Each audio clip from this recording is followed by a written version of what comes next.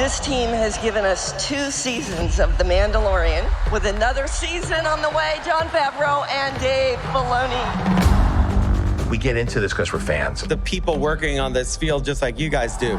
The legacy of it, it means something to them. It is this mix of incredible talent, everyone just bringing it week after week. I think we've got some really good Jedi working on this series. I'm very proud of The Mandalorian. It's about becoming part of something larger than yourself. This is the way. Did you expect The Mandalorian to become such a global phenomenon?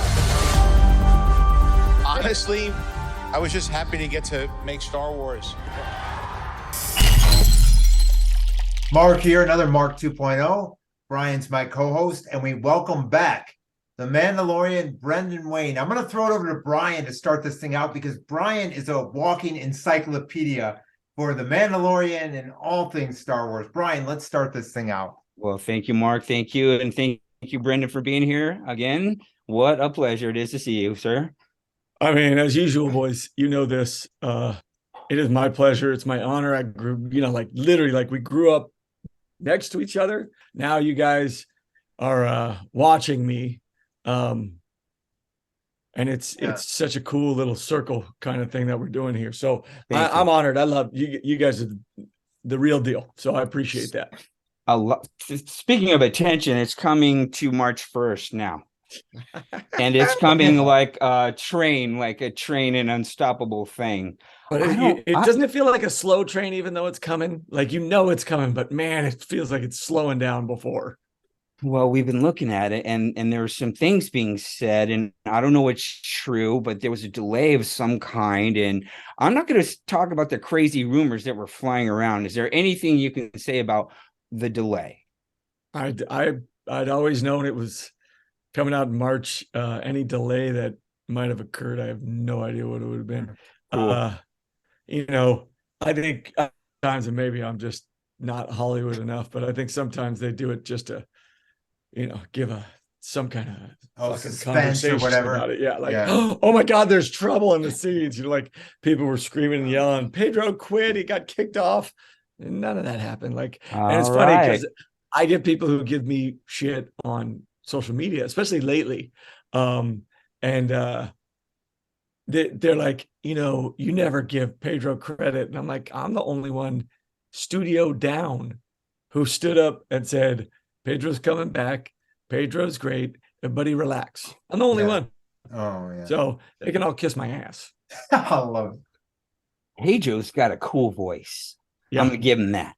And you know what? The way they have that little kind of a robot effect to it, it's very dramatic, especially when he sighs in disgust or gets irritated. Oh yeah, he's really got that whole thing down really, really cool. And but the fact is, most of the time we're seeing you, and especially if it's not too dangerous to stunt, you're not too you're apt to take a fall, which is in your nature, because we know you now. We spent some time listening to you, and you're like us. You're a big kid. Yeah. I mean, you're a big kid.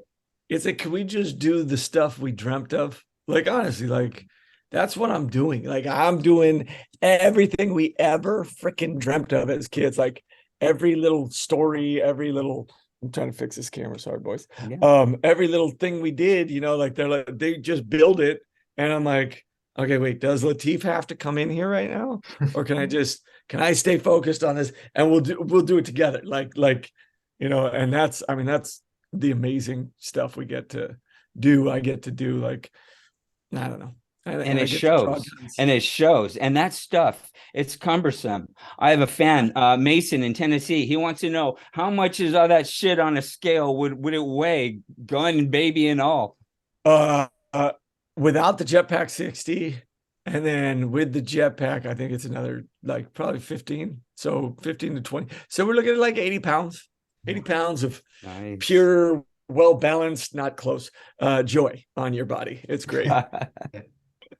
That's so awesome. Well, I love telling everybody that you're, the Mandalorian. Same and they're just like, wow, I had no idea it took, what it takes to do that. I said, yeah, they literally have a guy doing the voice and the face shots, you know, and then they got Brendan doing most of the stuff. And then, of course, they got a guy doing the dangerous stuff, Lateef Crowder, bless his heart. And then, you know, they're just like, wow, that's amazing.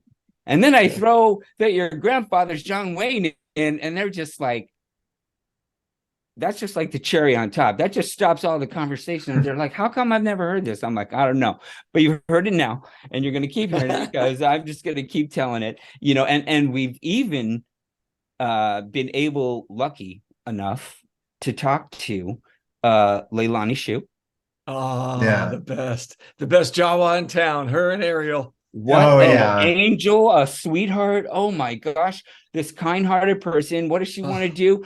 Help people, help people, help people. That's all she talked about, really. Oh yeah. So she's always reaching out to somebody, checking on people, and doing like not just like, hey, my Hollywood checkups. Like she's checking like regular people. Like she, you know, she came from nothing. Like she was going to be background, and then our first AD, Kim Richards, who's going to be the next big director. She saw how talented they were and was like, hey, we want to make sure you guys come back. You got great energy. You're coming. And man, it was awesome. I love, obviously, Leilani and I, we got along from the get-go. We had a good time. So like, yeah, I mean, for me, Leilani, there's very few better on that set. Funny story too, Brendan. Oh, funny story is I worked with Leilani. I did not know this until we interviewed her on Horrible Bosses 2.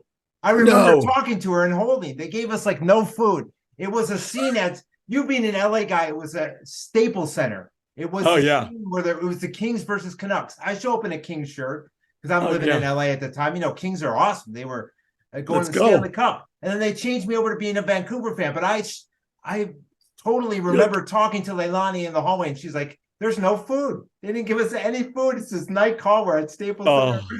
She was great. That is Hollywood. Oh, right in the podcast, this happened. I'm like, this is nuts. Yeah, they're just like, oh yeah, that was you. Yeah, oh my gosh, yeah, that was hilarious. And then we also talked to Chris Bartlett. Bartlett, how impressive is that dude? We had so much fun. I mean, people are saying, oh my God, I loved that interview and that guy. That he's like you. He's like this Star Wars fan gone into his dream. I'm telling you right now, I wish I was that good. I mean, that dude, he's unreal. His builds, his motorcycle, his Christine, his car. I mean, there isn't anything Chris can't do. It's quite amazing, actually. He spoke briefly about the cars and stuff. You should have seen the room he was in during the podcast. There was just, his builds were everywhere. It just looked like Prop City for Star Wars. It was crazy, bro. Oh, yeah. Crazy. But so it must be an interesting time for you because so mentally you're at the end of season 3 and everyone else in the whole world is at the end of season 2. Oh, there you go. Mark. Oh yeah. I just had to shout this out. I literally just we'll get into the soccer later. I just had to throw it out there. That's it was awesome. stuck behind me there. That's great, man. Oh, that's cool. Thank you. So wait, for doing that. End of season 3. Yes, I'm done. I've done it. But and everyone else is stuck at the end of season 2. Now the difference is this: I do myself a favor, whether it's trying to not spoil something. Yeah, don't. I try not to read the rest of the scripts except for what my character has to go through. And I know it's The Mandalorian, so that's the arc of the show. But there's plenty I don't know about some of the other characters that you've seen in the trailers and things like that. So I'm actually just as excited as you are because I am a fan. I don't want to know what's coming because I do like to have some surprises. And so I'm actually really, really pumped to see how we get to the end and the other characters' journey. Because if I can avoid it, I avoid it at all costs. I totally see the truth of that. What I've been kind of doing is teasing people with a little bit of the trailer and a little bit of you talking. And when I put them together, it's like magical, dude. Brilliant. People are like, oh, more. So I'm like, well, he didn't really say much. He was hinting, but all I did was show a little of that in some of the trailer. But then I figured, maybe you could just kind of go back in time a little bit to season 2. And let me ask you just a little bit about that, because to me, it'll be what I found out was trying to refresh is even tough. There's multiple stories happening, especially when Boba Fett comes in. I'm like, geez, this got really complicated. I forgot how complicated this really got, and how much Boba Fett was in there. But let me go even further back, because I talked about, we were talking about droids. We had Chris on, I told him, and it just made me think about when I was talking about the nanny robot with you, and what made me love Pedro's voice was the point when the droid said, there's no way for me to live through this. There's no scenario when I live. And the Mandalorian's like, look, that's not what we're going to do. We're going to go the other way. Stop, turn that off. We're going to do it. Yes, 100%. I've never been alive. I've never been alive, so you don't need to be upset. And he's in denial. He's like, I'm not upset. He's like, look, I analyze voices. Yes. And I got choked up. I was already getting over Queel. That was bad enough. That was rough, right? Jeez. That was hard. It took me a while to accept that. And then that happened. Yeah. And then before you know it, you're out of that. And here comes Moff Gideon, and you're off again. And he's trying to blow us up and attack us, and that son of a gun. And I was like, wow. And that's how I kind of said, okay, now I want to go into season 2 and look at it again. And see where and then like you pretty much the jetpack was really, to me, the big thing at that point. Oh yeah. I mean, jetpack, Marshall. Cobb. That was actually so, and I told you guys before, but like that was a big deal for me, because I rushed back after the hospital because I wanted to work with Timothy Olyphant. I was like, he's there, and they're like, yeah, don't worry, we'll make sure. But I knew he was wrapping before Christmas, so I was like, no, I'm coming back. And that was a big deal. Like, and there were so many storylines that popped up in season 2. You think about Bo and that whole clan popping up, and then the struggle of knowing that my choice to take my foundling and raise them caused my whole what is it? What's the word? Not enclave, but the whole sect that I had of Mandalorians to get pretty much wiped out, right? Like we're looking at season 2, we see the armor, we see Paz, and like a stick of bubble gum. That's about it that's left. And so it's like, where's my, like what are we going to do? And then we have Grief and I finding a different path together in that one. Moff and his just insidious need for that dark saber.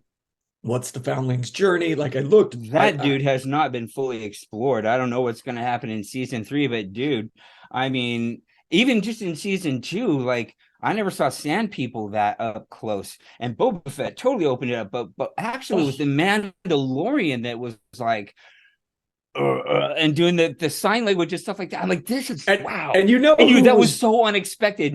He starts petting their dog.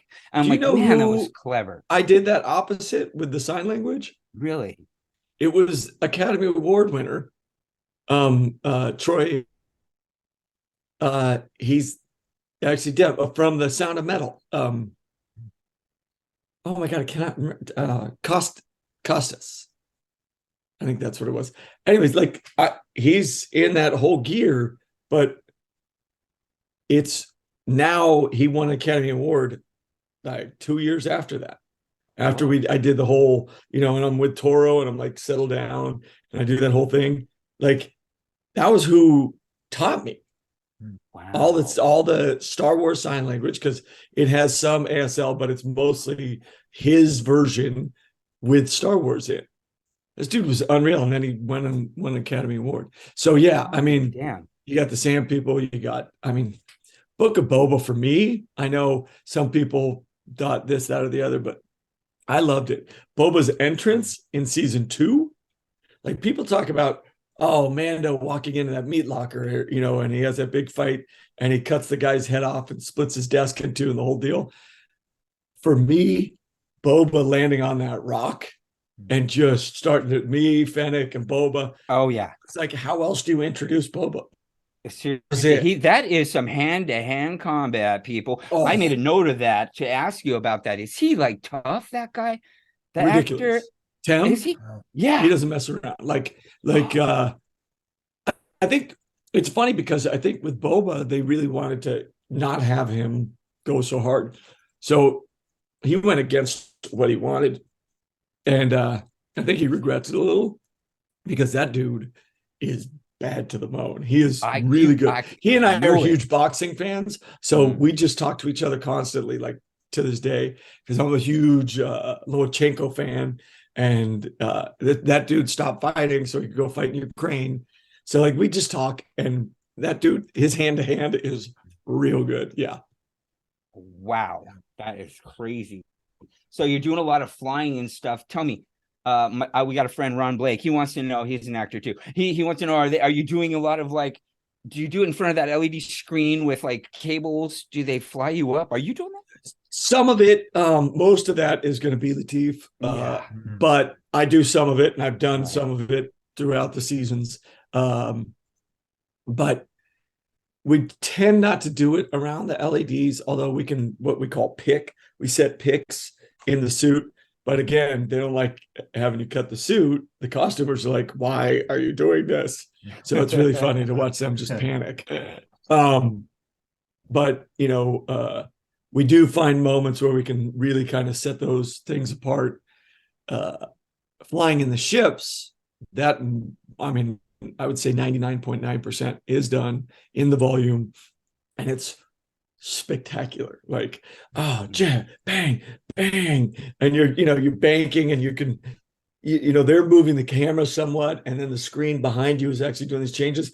But you're looking at these things change in front of you on these screens. You know, if they're shooting this way or if they're shooting over your shoulder, it's changing out here.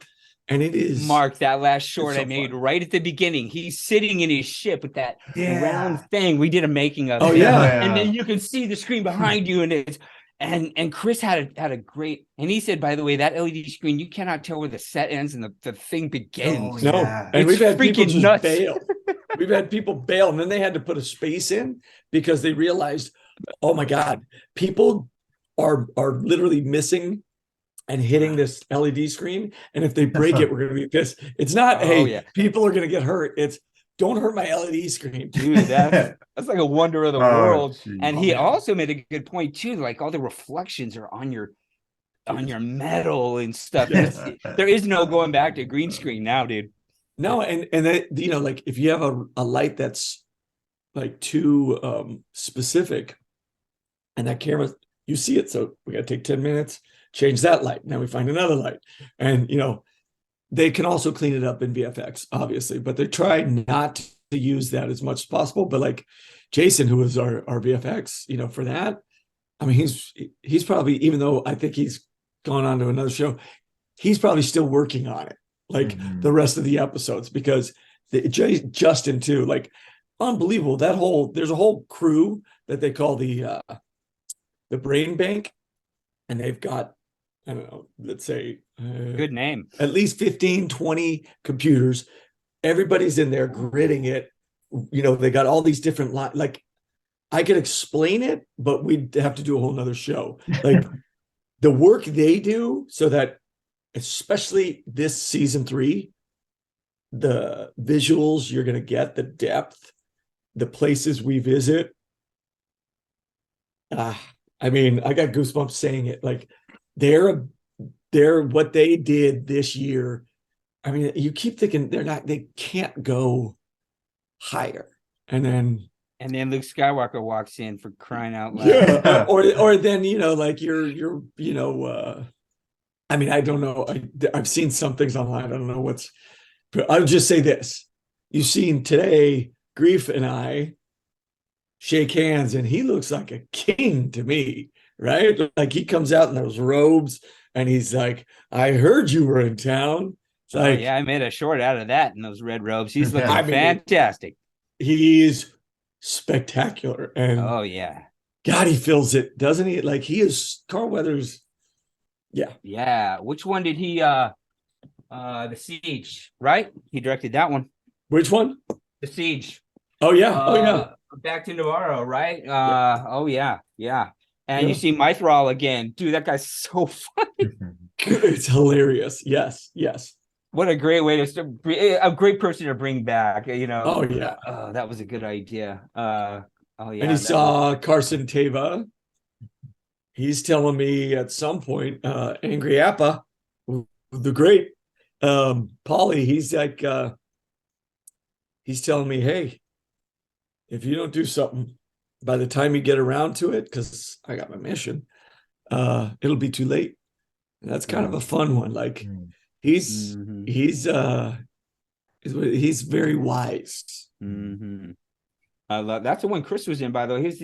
He was the droid teacher. Yes. That one, by the way. Shout out to Chris. Geez. Yes, he was. Yes. So that was the one where they placed a tracker on you, and you get to see the new Death Troops. But before that, there was the one where Zero got reactivated. Oh yeah, the passenger, the fraud. Let me tell you some stories, personal story. Okay, I have a young teen. Okay, he was about, I guess, 11, and he had to stop watching The Mandalorian because he was getting real upset because Baby Yoda kept eating that lady's children. I don't think anyone even through, like, we were on Seventh Doc, thought it was hilarious, and then all of a sudden people start throwing it out there, and I'm like, oh god, this is going to be oh my god, they're going to attack Grogu. I mean, like, nobody's safe on the internet if you can attack Grogu and his intentions. So funny, right? Like, you're That like, is so come funny. on, give him a break. It's just, That is so funny. And by the way, it wasn't you. No matter who picks up Grogu, he looks like he weighs like 8 pounds, and they need to tie like a 30-pound weight to him, so you have no choice. On a pendulum would be better, so you can simulate a kid, because you know how kids are. Oh yeah, like I will tell you this: John is anytime John is on set and somebody that they're doing it with less than the weight, he will walk in and he's like, hey, so that is not a feather, pick him up, blah blah blah. Now, quite often when I'm carrying him, I have a battery servos that are going down behind my back, hanging on me or close, so he does have a certain weight. Other times it might be like, hey, I got him, I got to pull this gun, can we hurry up? So You're yeah. very good, though. I've been watching because I know now to watch, your Yeah. and stuff. And I'm like, yeah, look at that nice slow movement, that pull in of the baby and stuff like that, Well, and John what's knows cool? I have kids, and they obviously they're my world. So he knows that those kind of like sense memory moments are easy for me to get to. Mm-hmm. Those muscle memories don't go away. What's cool about Grogu is he's like a physical thing and not a CGI. I don't have to be like, yeah. that's when I would have lost the job. I totally appreciate that they went that way a lot of times, with things like that. Well, I'm kind of hogging the guest here, Mark. You wanna throw in something? No, I would just say, what is it like to be a part of a franchise that's so family oriented? Kids of all ages, and you're very family oriented. So this is it's you're like in paradise. True. Yeah, it's like, it's not that I'm prudish or anything, but to be able to do something and be part of something that spans generations in its viewership is quite amazing. And the reason why we don't maybe have the stars of 50, 70 years ago is because we have segmented so much of the art that we do whether it be music, movies, TV, whatever, to audience specific things. And we've lost the bit in the sense that, like I can tell you right now how Jon Favreau has affected me. I watched Swingers with my mom, God rest her soul. And I still remember the day we were in there and he kept calling his girlfriend and doing the message. And she was like, I'll never forget it because it made me laugh even harder because he was this, I don't know. He looked like any of my 5 older brothers when that girl broke up with him. And he was like, they're all like, I miss you. Oh, I just hope you're well. And my mom's literally yelling in the theater going, hang up the phone, you imbecile. Hang it up. Oh, God, it's terrible. And she's just so amazing. So like, I can go through, and then I did couples retreat. And one of the guys that I was playing opposite, Steve Byrne, now I'm going to go do a fundraiser in Pittsburgh in July with him. Like it's his stories that I've been a part of, either as an audience member or as a cast member, have brought generations, but kids and grandparents. I had somebody come up to me at a game when I was coaching, the other coach at North Hollywood, big fan, his kid's a big fan.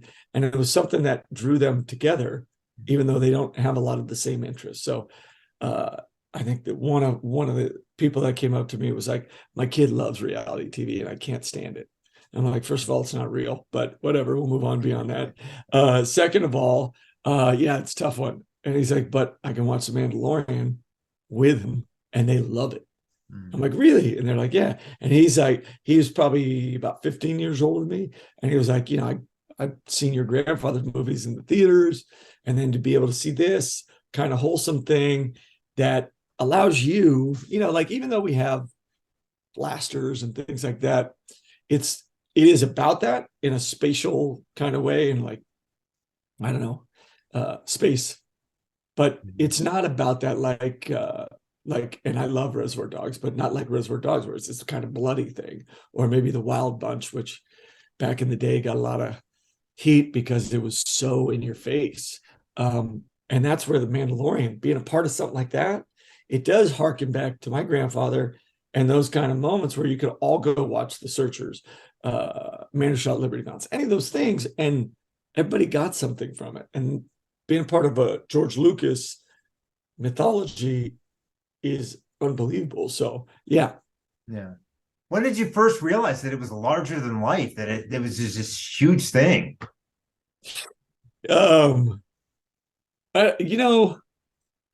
It must feel like a different life all the way back to season 1 before this phenomenon. It must seem like a different planet by now. Well, what's funny is I was so within my context, my life, what was going on then. My kid was going away to college.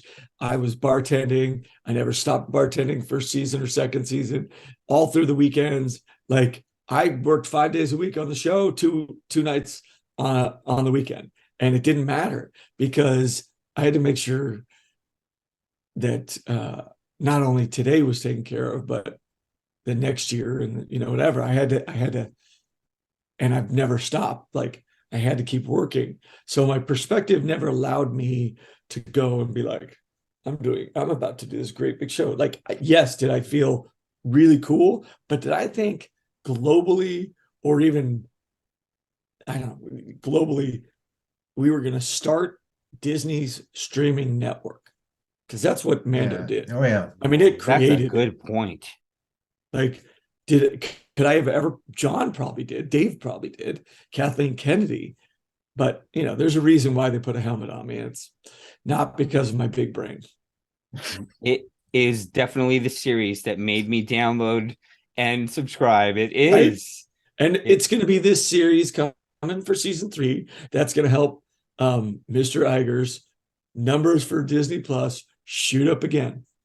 Oh, yeah. And because of your effort, and John, I mean, his ideas are sticking, and to take something old and throw a bunch of new things into it is almost never successful. I know, and not ruin it, right? Like, oh, let's flip it on its head. Like, I was like, wow. Okay. He must have decided he must also watched all of Clone Wars and said, you know what, they fixed a few things, and I think we could really, stretch those ideas into real life. Think about his producing. You're like, who's he doing this with? Dave Filoni, which is, if we do have a Benjamin Buttons kind of moment, Dave is George at this point, like with his own, creations, but he couldn't ask for a better successor in the sense of the respect towards what it is, the mythology of it all, how to tell the stories, the things that affected him, that. So John, he's creatively brilliant. He's incredibly collaborative. Who better to, John and Dave? There's not a better pair in the galaxy. I got a little worried when they doubled down. I'm like, are they going to be able to sustain both things? And they sure did. It was cool how they crossed each, and smart how they crossed each. He's like, maybe we should merge the two a little bit so we don't lose anybody. Really done. And I was amazed at how great Boba Fett and how entertained I was by his performance and character, and where the story had him, and the whole honor thing. There was this point where that frog lady says to the Mandalorian, hey, I thought the Mandalorian had honor, but I guess that's just a story. Yes. And he's like, and I was like, that's what I like about the Mandalorian. He's got honor, and that's what makes him great, And he's got that the human quality of having to make the choice versus you have those characters sometimes that are so one-dimensional that you're like, is he gonna do the right thing? I mean, I gave the kid away. I went and took the Beskar. And then I was like, nah, I need to go get him. But I didn't return the Beskar. So I'm not that white knight. You know what I mean? Like there's a complexity to Mando. And, there's some references to the idea of, if you've watched any of the animation, Death Watch. Mm-hmm. Yeah. Like, they weren't good. They were ruthless at a time when they needed to be. But at the same time, like, once we learn a little bit more, what's going to happen? The exchange between Bo-Katan and, the Mandalorian, and he kind of, they come in and rescue the baby. They come down like angels. You're like, this is bad. And then she just jumps in that water like no problem and comes out with a dented shell. It's fine. What a great scene. What a great. I 100% when we were doing that scene was waiting for the twist to be that they set it up so that they could save the kid and get me to go with them to go do their dirty work. And it never happened. But in my head, that still should have been the twist. I was waiting for that moment where that screw turns, because, they call me a zealot. They're very, superior in their approach to me. And so we definitely, even though we finish on good terms, there still is clearly some lingering dirty work there. And out of respect, she didn't demand to fight me for the Darksaber. So we'll see. Well, Mando was just like, here you go. Yeah, I mean, I don't want to do that. Like, I don't care. Bo, they get these ideas, the Mandalorian, they're so honor. It's all about honor and duty, whatever. But it's not my Mandos. Do you know what I mean? Here's the weird thing with Mando. He's looking at Boba Fett, helmet off. He's looking at all this, Bo-Katan, and he must be looking at himself going, I could have hung out with O'Mara in season now 1. He wants, Kara was right. What are you doing? You can just stay here with her. What are you doing?